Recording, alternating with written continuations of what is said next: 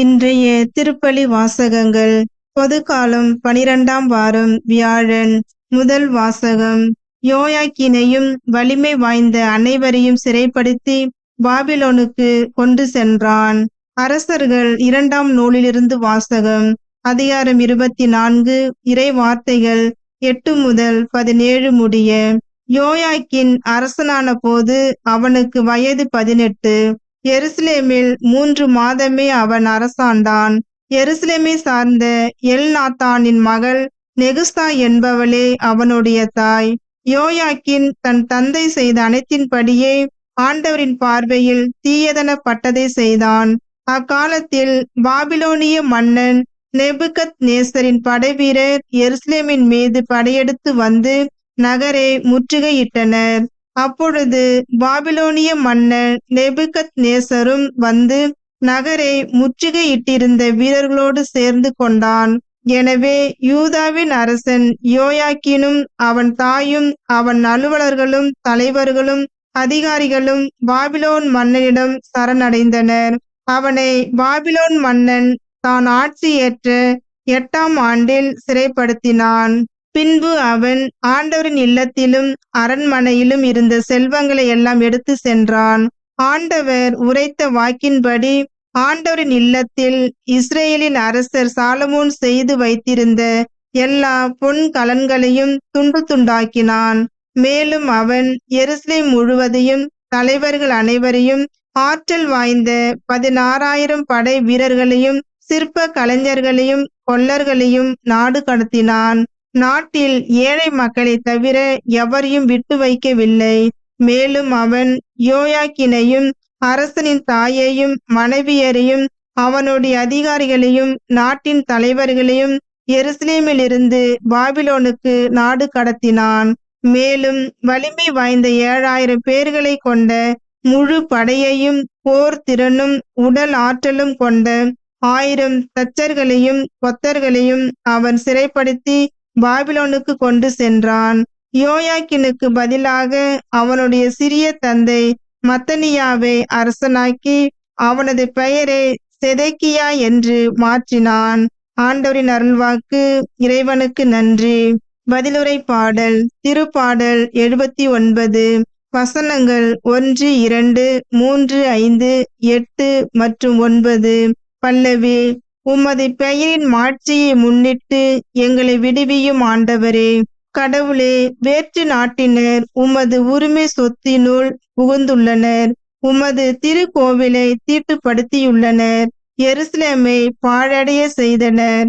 உம் ஊழியரின் சடலங்களை வானத்து பறவைகளுக்கு உணவாகவும் உம் பற்றுமிகு அடியாரின் உடல்களை காட்டு விலங்குகளுக்கு உணவாகவும் அவர்கள் அளித்துள்ளார்கள்.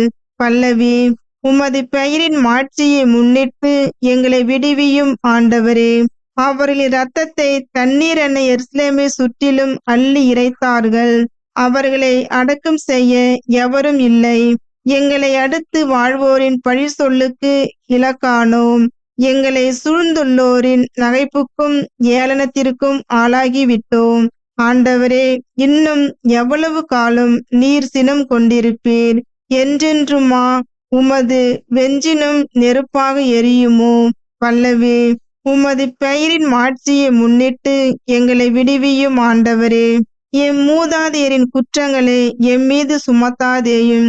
உம் இரக்கம் எமக்கு விரைவில் கிடைப்பதாக. நாங்கள் மிகவும் தாழ்த்தப்பட்டிருக்கின்றோம். எங்கள் மீட்பராகிய கடவுளே, உமது பெயரின் மாட்சியை முன்னிட்டு எங்களுக்கு உதவி செய்திரலும். உமது பெயரை முன்னிட்டு எங்களை விடுவித்தரலும். எங்கள் பாவங்களை மன்னித்தரலும். பல்லவி. உமது பெயரின் மாட்சியை முன்னிட்டு எங்களை விடுவியும் ஆண்டவரே.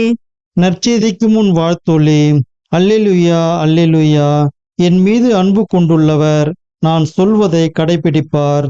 என் தந்தையும் அவர் மீது அன்பு கொள்வார்.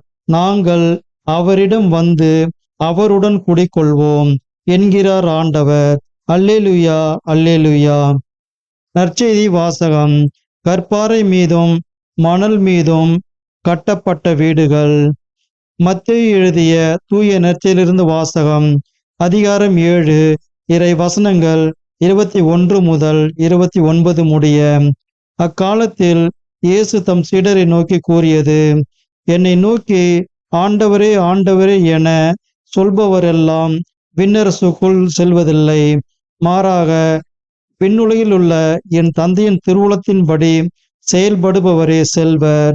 அந்நாளில் பலர் என்னை நோக்கி, ஆண்டவரே ஆண்டவரே, உம் பெயரால் நாங்கள் இறைவாக்கு உரைக்கவில்லையா?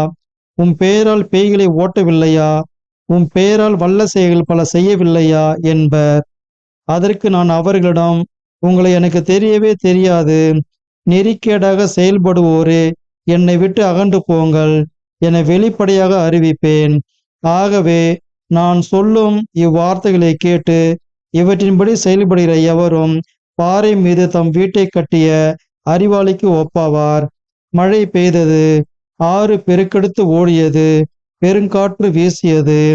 அவை அவ்வீட்டின் மேல் மோதியும் அது விழவில்லை, ஏனெனில் பாறையின் மீது அதன் அடித்தளம் இடப்பட்டிருந்தது. நான் சொல்லும் இந்த வார்த்தைகளை கேட்டு இவற்றின்படி செயல்படாத எவரும் மணல் மீது தம் வீட்டை கட்டிய அறிவிலிக்கு ஒப்பாவார். மழை பெய்தது, ஆறு பெருக்கெடுத்து ஓடியது, பெருங்காற்று வீசியது. அவை அவ்வீட்டை தாக்க அது விழுந்தது. இவ்வாறு பேரழிவு நேர்ந்தது. இயேசு இவ்வாறு உரையாற்றி முடித்த போது அவரது போதனையை கேட்ட மக்கள் கூட்டத்தினர் வியப்பில் ஆழ்ந்தனர். ஏனெனில் அவர்கள் தம் மறைநூல் அறிஞரை போலன்றி அதிகாரத்தோடு அவர்களுக்கு அவர் கற்பித்தார். ஆண்டவரின் அருள்வாக்கு.